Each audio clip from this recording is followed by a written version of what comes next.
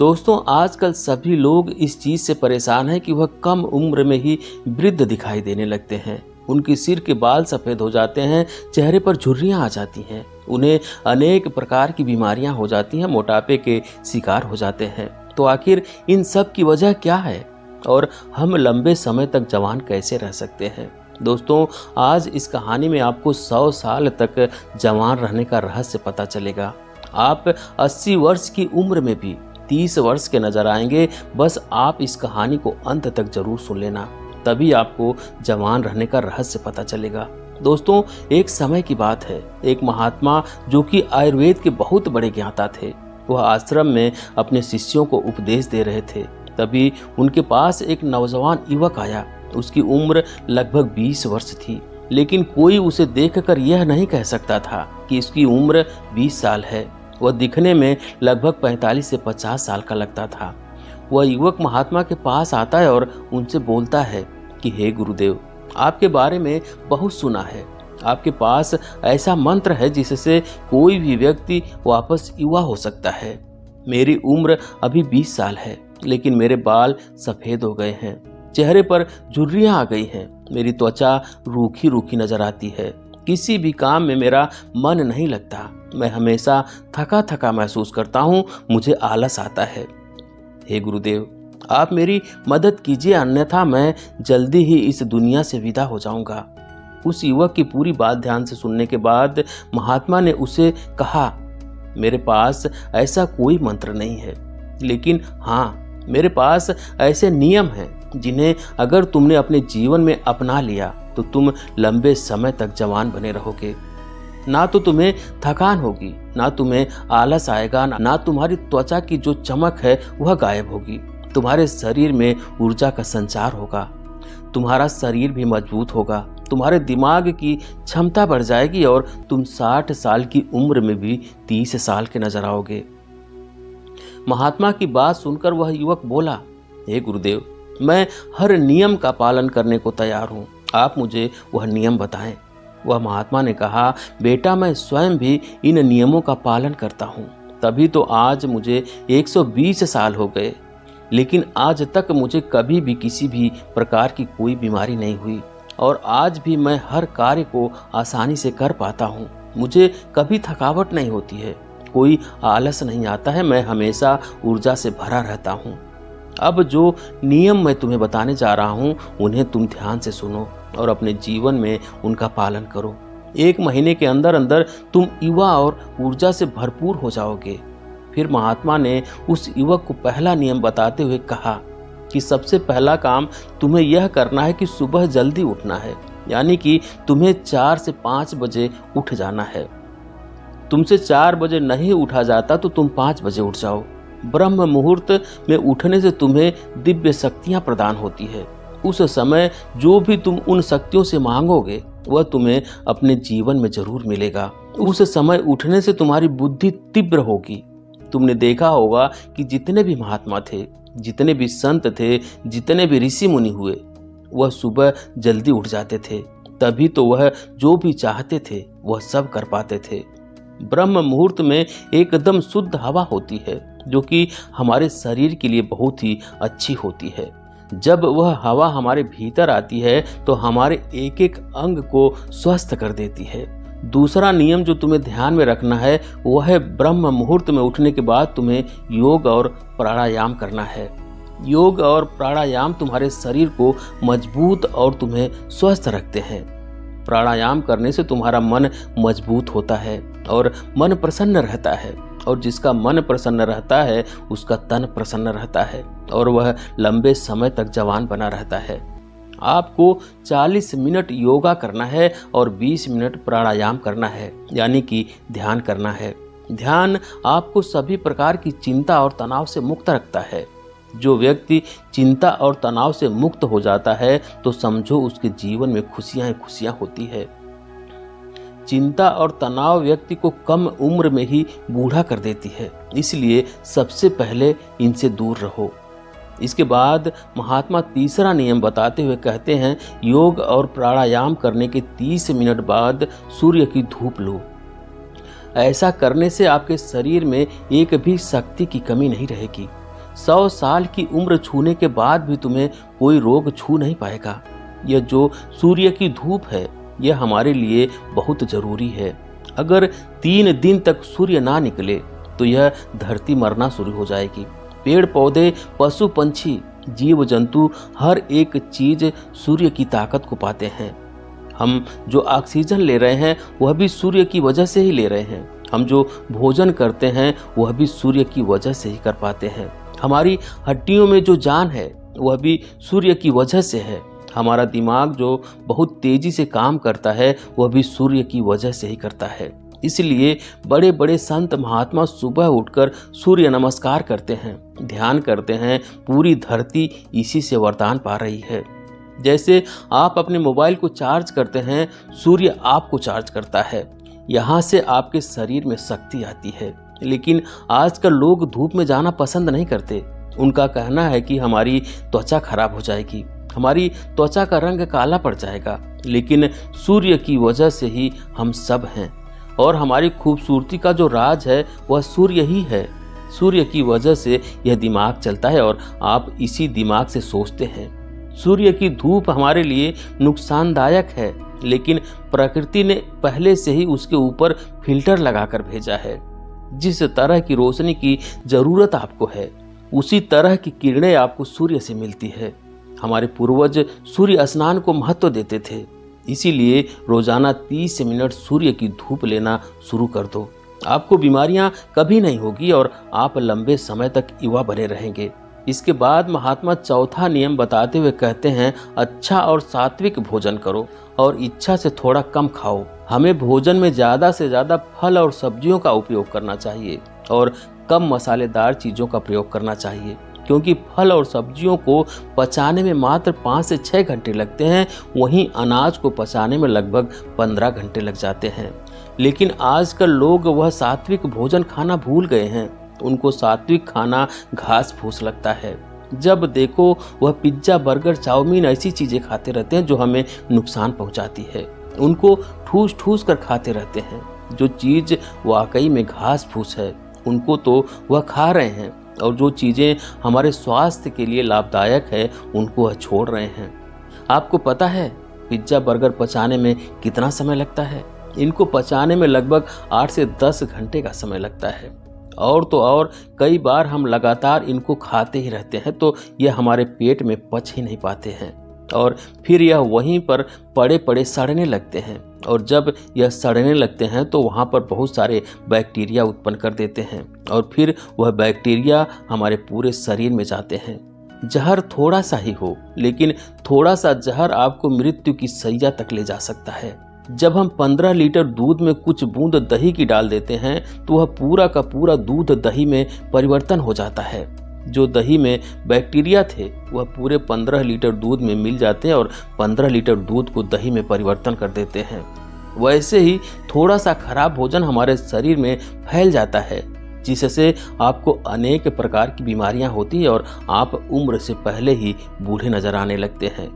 ज्यादा मसालेदार खाना खाने से किसी भी प्रकार की कोई ऊर्जा नहीं मिलती, बल्कि वह खाना हमारी ऊर्जा को व्यर्थ कर देता है। क्योंकि जब हम ऐसा खाना खाते हैं तो इस खाने को पचाने में हमारी पूरी ऊर्जा व्यर्थ हो जाती है और हमें आलस आने लगता है, शरीर थका थका सा लगने लगता है। इसलिए जितना हो सके सात्विक भोजन करो, क्योंकि ऐसे भोजन में ऊर्जा होती है। इसे पचाने में आपकी शरीर की ऊर्जा भी ज़्यादा व्यर्थ नहीं होती है, जिस वजह से आप ऊर्जा से भरपूर रहते हैं। और आपको एक बात और ध्यान में रखनी है, आपको भोजन करने का समय निर्धारित करना है। अगर आप शाम को 8 बजे भोजन करते हैं तो अगली सुबह आपको 10 बजे ही भोजन करना है। ऐसा नहीं कि आप थोड़ी थोड़ी देर बाद कुछ खाते पीते रहें।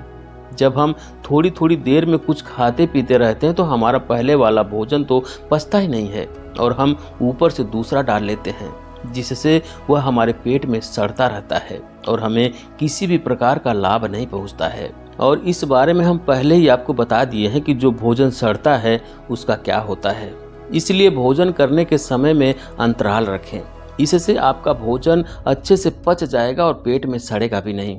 आपको भोजन भी उतना ही करना है जितने की आपको आवश्यकता हो, ऐसा नहीं कि आपका कोई मनपसंद भोजन है तो आप उसे ठूस ठूस कर खा लें।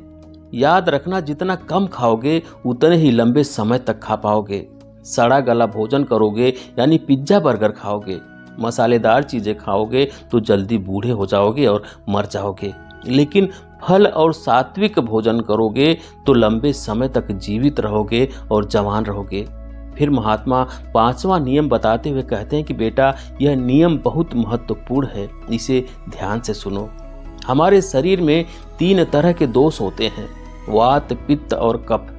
जब वात बिगड़ता है तो शरीर में 80 से ज़्यादा रोग होते हैं। जब पित्त बिगड़ता है तो शरीर में 46 से 50 रोग होते हैं।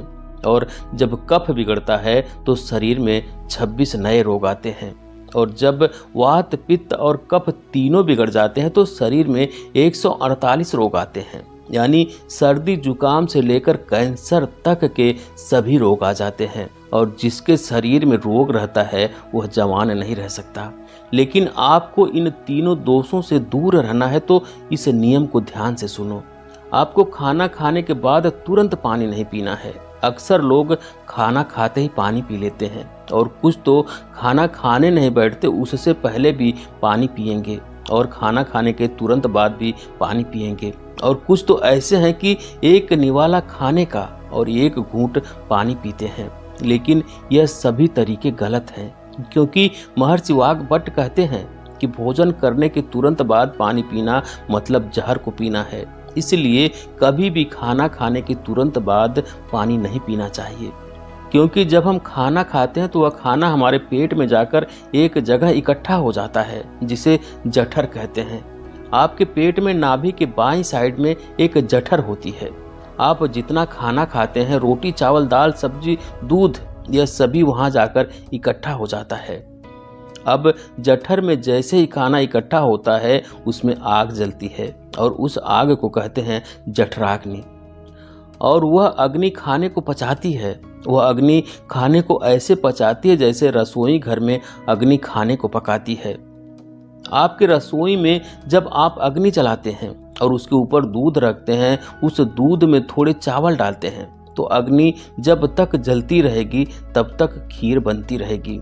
ऐसे ही पेट में होता है। जैसे ही आपने खाना खाया, पेट में अग्नि जलती है और जब तक अग्नि जलती रहेगी तो खाने को पचाने की प्रक्रिया भी चलती रहेगी। जैसे रसोई घर में खाना पकाते हैं, वैसे ही पेट में भी खाना पकता है। उसी को पाचन क्रिया कहते हैं। लेकिन जैसे ही आपने खाना खाया और तुरंत पानी पी लिया और खूब ठंडा पानी पी लिया, बर्फ मिलाया हुआ पानी पी लिया, तो क्या अग्नि जलेगी या फिर बुझेगी? अग्नि के ऊपर पानी डालोगे तो अग्नि की पानी से दोस्ती तो है नहीं, दुश्मनी है। पानी अग्नि को बुझा देगी। तो आपने खाना खाया, उसके बाद आपकी जठराग्नि जलती है और आपने पानी पी लिया, तो अब वह अग्नि जो है वह शांत हो गई। अब वह खाना नहीं पचेगा, वह पेट में पड़ा पड़ा सड़ता रहेगा और सड़ा हुआ खाना 100 से भी ज़्यादा विष पैदा करेगा और वह विष आपकी ज़िंदगी को नरक बना देगी और आप जिंदगी भर बीमार पड़े रहेंगे और बूढ़े हो जाएंगे। कुछ लोग कहते हैं मुझे पेट में गैस बनती है, खाना हजम नहीं होता है, पेट में जलन रहती है, लेकिन यह सभी बीमारियां खाने के ना पचने की वजह से नहीं होती है, बल्कि खाना खाने के तुरंत बाद पानी पीने से होती है। अगर आपको पानी पीना है तो खाना खाने के 1 घंटे बाद पानी पीना चाहिए और खाना खाने के 40 मिनट पहले आप जितना चाहें उतना पानी पी सकते हैं। लेकिन खाना खाने से पहले और खाना खाने के बाद तुरंत आपको पानी नहीं पीना है, क्योंकि 1 घंटे के अंदर अंदर आपकी जठराग्नि उस खाने को पचा देती है। उसके बाद आप पानी पी सकते हैं। दोस्तों, अगर आपको पानी पीने के तरीके के बारे में विस्तार से जानना है तो वीडियो में लास्ट तक बने रहें। महात्मा उस युवक से कहते हैं, बेटा, आप खाना खाने के बाद पानी तो नहीं पी सकते, लेकिन खाना खाने के बाद फलों का रस, दही या दूध पी सकते हैं। आप सुबह फलों का रस ले सकते हैं, दोपहर में दही या लस्सी पी सकते हैं और रात्रि के भोजन के पश्चात आप दूध भी पी सकते हैं। आपके वात, पित्त, कफ तीनों इस छोटे से नियम से संतुलन रहेंगे। इसके बाद महात्मा ने उस युवक से कहा, बेटा, जब भी पानी को पियो तो हमेशा घूट घूट करके पियो। एक साथ पानी पीना बहुत गलत है। क्योंकि जब हम घूट घूट करके पानी पीते हैं तो मुंह की लार पानी के साथ मिलकर पेट के अंदर जाती है और यह जो मुख की लार होती है वो क्षारीय होती है और पेट में हमेशा अम्ल बनता रहता है। जब हम पानी पीते हैं और मुंह की लार उसके साथ अंदर जाती है और वह अम्ल के साथ मिल जाती है, जिससे व्यक्ति के पेट का जो अम्ल है वह नष्ट हो जाता है। उससे एसिडिटी नहीं होती है, पेट में जलन नहीं होती है, उससे गैस भी नहीं बनती है और साथ ही साथ रक्त में अम्लता नहीं होती है।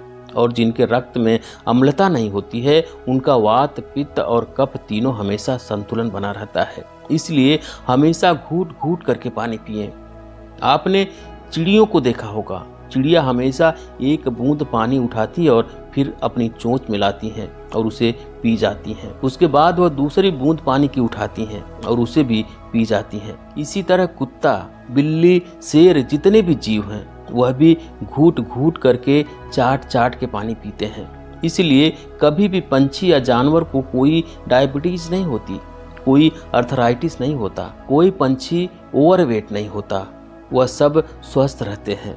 लेकिन उन पशु पंछियों को यह कौन सिखाता है? वह अपने जन्म से ही यह ज्ञान सीख कर आते हैं। उनका कोई गुरु नहीं होता, उनका कोई विद्यालय नहीं होता है, उनके कोई प्रशिक्षण शिविर नहीं है, फिर भी उन्हें इतनी अकल है कि वह पानी को घूट घूट करके पीते हैं। और हम मनुष्य, जिनके इतने गुरु हैं, इतने विद्यालय हैं, इतने शिक्षक हैं, सिखाने वाले हैं, पर हम मूर्ख के मूर्ख गटागट पानी को पीते रहते हैं।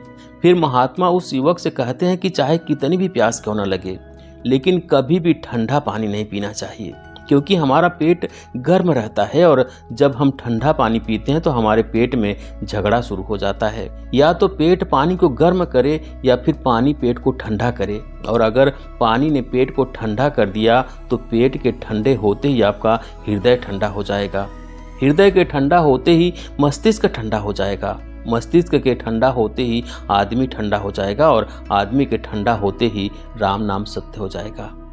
अगर आपको ठंडा पानी पीना है तो आप मिट्टी के घड़े का ठंडा पानी पी सकते हैं। इसके बाद महात्मा उस युवक को छठा नियम बताते हुए कहते हैं कि जीवन में हर तरीके के नशे से दूर रहो, चाहे फिर वह बीड़ी हो, सिगरेट हो, तंबाकू, शराब, ये सब चीजें आपके शरीर में जहर का काम करती है। यह आपके शरीर को अंदर से धीरे धीरे खोखला करती रहती है। जैसे दीमक एक पेड़ को अंदर से खोखला करता है, वह पेड़ बाहर से तो बहुत सुंदर दिखाई पड़ता है, लेकिन अंदर ही अंदर वह कमजोर हो जाता है। फिर एक दिन हवा के झोंके के साथ वह गिर जाता है। वैसे ही यह सारी चीजें हमें अंदर से कमजोर बनाती और एक दिन आपको समाप्त कर देती है। इसलिए जितना हो सके नशीली चीजों से दूर रहो। फिर महात्मा उस युवक को कहते हैं कि बेटा, अगर तुमने इन 6 नियमों का पालन 1 महीने तक भी कर लिया तो 1 महीने के अंदर ही तुम्हें तुम्हारे भीतर परिवर्तन दिखना शुरू हो जाएंगे और कुछ ही दिनों में तुम स्वस्थ और जवान हो जाओगे और हमेशा जवान बने रहोगे। तो ये थी बहुत महत्वपूर्ण जानकारी। दोस्तों, आपको कैसी लगी कमेंट करके जरूर बताएं। वीडियो को लाइक, शेयर और चैनल को सब्सक्राइब जरूर करें। मिलते हैं अगली वीडियो में किसी और एक नई जानकारी के साथ। धन्यवाद।